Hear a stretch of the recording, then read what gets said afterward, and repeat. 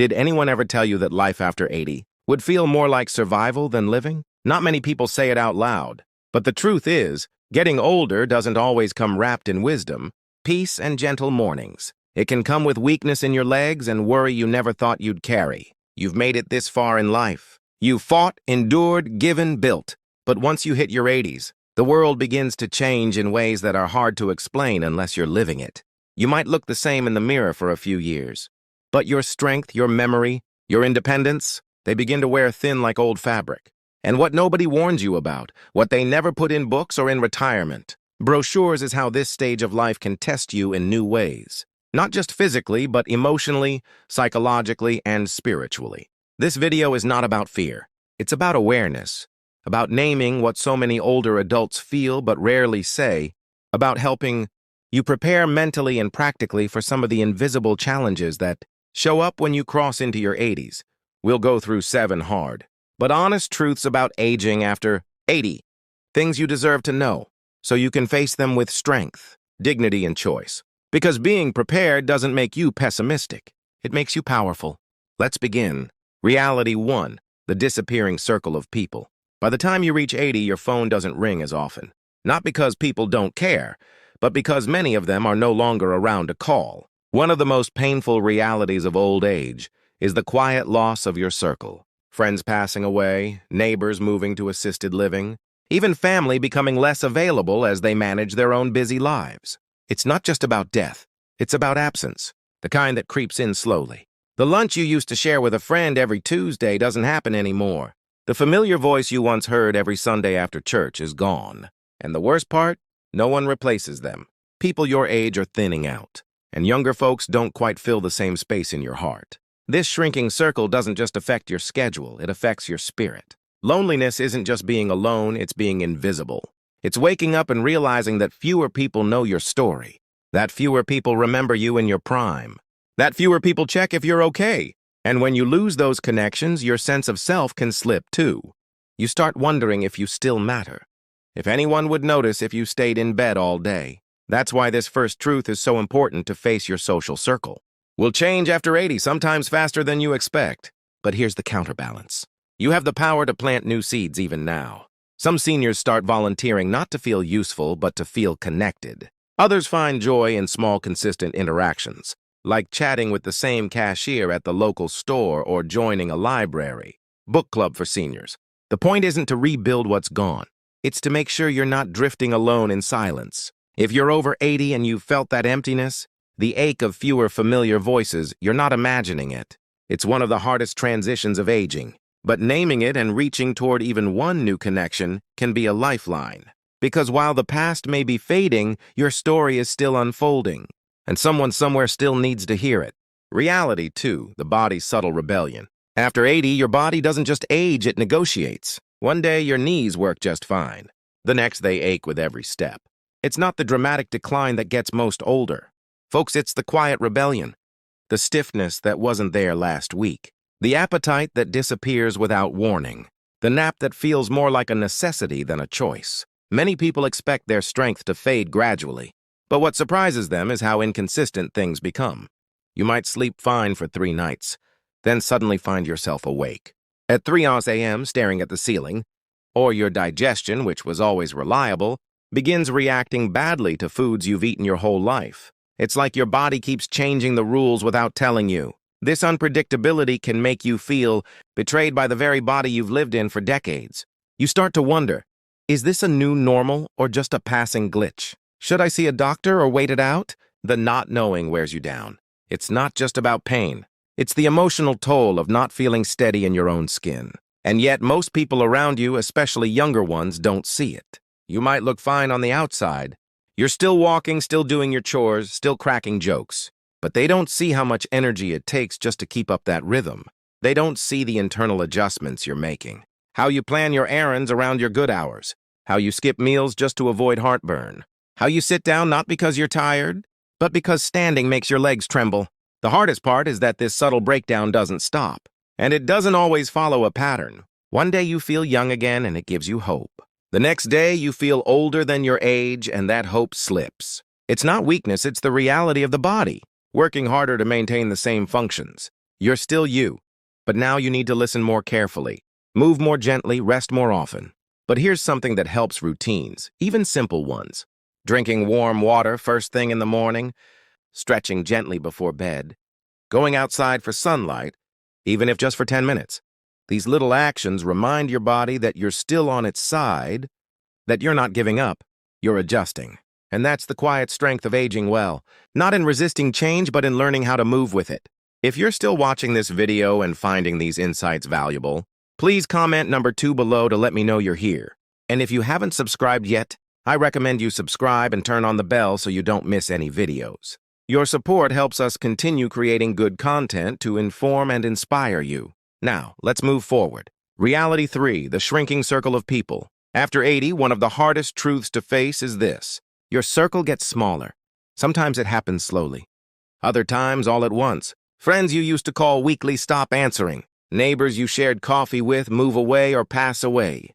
Even your own family, the ones who once needed you for everything, suddenly seem busy with their own lives. It's not always that people mean to pull away. Life just changes. Your children become grandparents themselves. Their time gets eaten up by jobs, grandkids, their health, their stress. And while they still love you, the phone calls become less frequent. The visits more rushed. The sense of belonging fainter. At first, you might tell yourself it's temporary. They're just busy this month. But weeks stretch into months. Birthdays go by with only a short text. Holidays feel quieter. You find yourself reminiscing more, replaying old conversations, holding on to memories because new ones are harder to come by. There's also the social shift that comes with aging. Maybe you don't drive at night anymore. Maybe it's harder to hear in loud places. Maybe getting up and dressed for a gathering takes 3 times as much energy as it used to. So even when there are opportunities to connect, you hesitate. You want to go, but you weigh the cost. And many times the cost feels too high. This creates a dangerous loop. The less you connect, the more invisible you begin to feel. And the more invisible you feel, the easier it is for others to overlook you. It's not intentional, but it's real and it's painful. One woman named Sandra, 84, shared that the loneliest part of her day wasn't being alone. It was realizing that no one was expecting her call. No one was waiting for her to show up. And when she missed an event at her local community center, no one even noticed. But here's what's important. Shrinking circles don't mean disappearing lives. You don't need a crowd to feel connected. 1 or 2 meaningful relationships, someone you can laugh with or just sit in silence with, can be enough. Sometimes that means reaching out even when it feels awkward, writing a letter instead of waiting for a call, saying yes to a neighbor's invitation even when you'd rather stay home. It also helps to give your presence where it's needed. Mentor someone younger, volunteer if you're able, share your stories. You may feel like no one's listening, but someone is. And your life experience can be the anchor they need. Growing older doesn't mean becoming irrelevant. But staying visible does take effort, and it begins by remembering that while your circle may be smaller, your value hasn't shrunk at all. Reality 4, the burden of outliving others. There's a quiet kind of pain that comes with outliving the people you love. And after 80, this becomes more than just a possibility. It becomes a pattern. You don't just say goodbye to one person. You say goodbye again and again to friends who knew your childhood, to siblings who shared your parents, even to your own spouse, the one you thought you'd grow old with forever. It's not just loss. It's the sheer weight of carrying all those memories alone. You find yourself the last one remembering a funny moment from 1963. The only one who still knows the story behind the dent in the garage door. There's no one left to say, "Remember when?" and have them nod with that same knowing smile. This kind of loneliness is different. It's not just about having no one to talk to. It's about realizing that no one else remembers your life the way you do, that no one else has your history, that the cast of characters in your story has thinned and you're left on stage, with fewer familiar faces in the audience. You might also feel a kind of guilt, not the kind tied to wrongdoing, but survivor's guilt. You start wondering why you're still here when others aren't. You replay decisions, think about missed calls. You carry questions you can't answer. And that grief, it doesn't fade. It just changes shape. One man named Robert, 87, said the hardest part of aging wasn't his aching knees or his blurry vision. It was the mornings when he reached for the second coffee mug out of habit, or the way he sometimes heard his wife's voice in his head, answering a question he never asked aloud. But there's something we don't talk about enough. There's strength in being the one who remembers. There's courage in waking up to a quieter house and still choosing to get out of bed. There's beauty in telling the stories of those who are gone, in keeping their legacy alive through your own voice. If you're still watching this video and finding these insights valuable, please comment number 4 below to let me know you're here. And if you haven't subscribed yet, I recommend you subscribe and turn on the bell so you don't miss any videos. Your support helps us continue creating good content to inform and inspire you. Now let's move forward. Reality 5, the shrinking of personal freedom. After 80, something strange starts to happen. Even if you're still sharp, still capable, and still independent, people begin to treat you like you're not.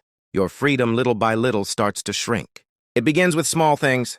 Maybe your children insist on driving you everywhere, even when you know you're perfectly fine behind the wheel. Or they start questioning what you eat, when you sleep, how you take your pills. It's not that they don't love you. It's that their worry makes them overstep. And suddenly, you're not the one making the final call. You're being advised, guided, or gently pushed. This is when frustration creeps in. You know your own limits. You've earned the right to choose what matters. But the world around you starts deciding for you, as if old age cancels out a lifetime of judgment and self-control. You may even feel invisible in conversations, as if your preferences don't weigh as much as they used to. One woman named Joyce, 84, shared how her daughter started organizing every part of her day, from morning walks to what shows she watched. It came from love, but it made her feel like a child. Joyce said she felt like her independence was being slowly erased, not because she couldn't function, but because others assumed she couldn't. This is one of the quiet battles of aging. The struggle to hold on to your agency in a world that means well, but doesn't always listen. It's not about being stubborn. It's about dignity, about still having a say, about being asked, not told. But here's the part that matters. Setting boundaries at this stage isn't selfish. It's necessary. You can say, I appreciate your help, but let me handle this. You can express when something doesn't sit right. The people who love you might be surprised at first, but over time they'll learn to respect it. Because the truth is, the more you protect your independence, the longer you stay connected to the world in a way that matters. Choices, what to eat, who to visit, how to spend your time aren't just preferences. They're expressions of your identity. And no matter how old you are, your identity deserves space. Reality 6, the emotional cost of outliving others. One of the hardest things that comes after 80 isn't physical pain, it's emotional loss. You start to notice that the people who once filled your days, your phone calls, your holidays begin to disappear. Old friends pass, siblings fade, sometimes even a spouse. And what's left behind isn't just sadness. It's a strange quietness that settles into your routines. Grief at this age doesn't always come in waves like it used to. It comes in stillness. You wake up and realize there's no one to call about. A memory from 40 years ago. No one who really remembers you from your 20s. No one who understands the inside jokes, the way you used to laugh back then. That kind of loneliness isn't loud. It's just always there in the background like an old radio humming softly. For many, this leads to a sense of being unanchored. Like you're floating in a world that keeps moving forward, while pieces of your past quietly vanish. And no one teaches you how to mourn that. No one prepares you for how much strength it takes just to keep showing up, smiling, eating, engaging while carrying all that invisible weight. I remember a man named Charles, 87, who said, I've been to more funerals in the last 5 years than I can count. And every time a little piece of my life goes with him. That's a feeling a lot of people carry. They don't talk about it, not because they don't feel it, but because it's become a part of life. And yet here's what keeps many people grounded. The decision to keep opening up to new people, even with the risk of more goodbyes, to keep finding reasons to laugh, to celebrate, to invite someone over for coffee, even if they're 30 years younger. Because staying connected isn't just a way to pass time, it's a way to stay alive on the inside. So, if you're going through this right now, don't be ashamed of the sadness. Don't pretend it's not heavy. Just know that there's still space for joy, even if it comes in new forms with new faces. Let the grief walk beside you, not stop you. That's how you keep going. If you're still watching this video and finding these insights valuable, please comment number 6 below to let me know you're here. And if you haven't subscribed yet, I recommend you subscribe and turn on the bell so you don't miss any videos. Your support helps us continue creating good content to inform and inspire you. Now let's move forward. Reality 7, facing your own fragility with grace. After 80, One of the most humbling things you'll come to terms with is your own fragility, not just in your bones or muscles, but in everyday things you used to take for granted.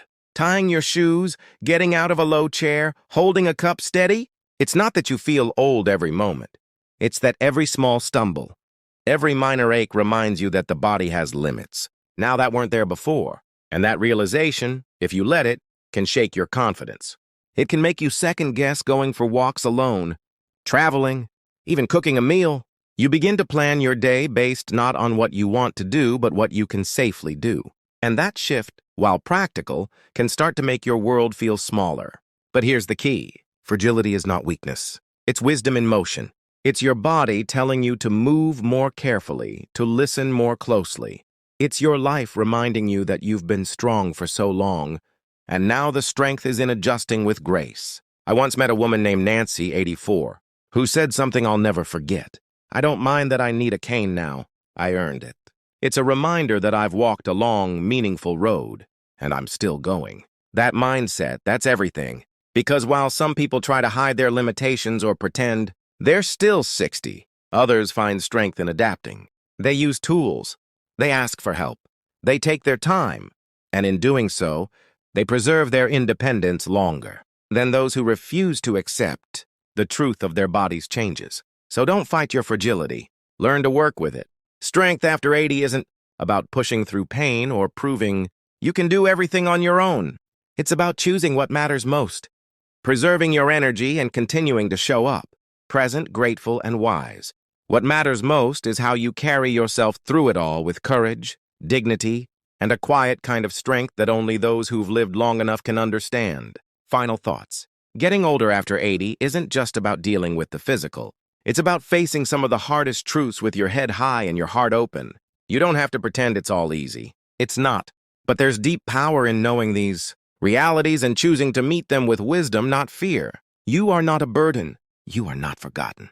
You're still here, and your presence, your stories, your laughter, your stubborn spirit, it matters more than ever. So take care of your mind. Don't hide your emotions. Accept the loneliness, but don't give in to it. Stay curious. Stay open. Be honest about money, but never lose your generosity. Choose kindness. And when your body slows down, walk with pride anyway. Thank you for joining us today. We'd love to hear from you. Leave a comment below and share one thing you learned today and how you plan to use it in your life. Your thoughts are important to us, so don't hesitate to share them. Reading your comments gives us great motivation and encouragement. If you enjoyed this video and found it helpful, please like, subscribe, and share. Your support helps us continue creating good content to inform and inspire you. Thanks for watching, and we look forward to seeing you in the next video.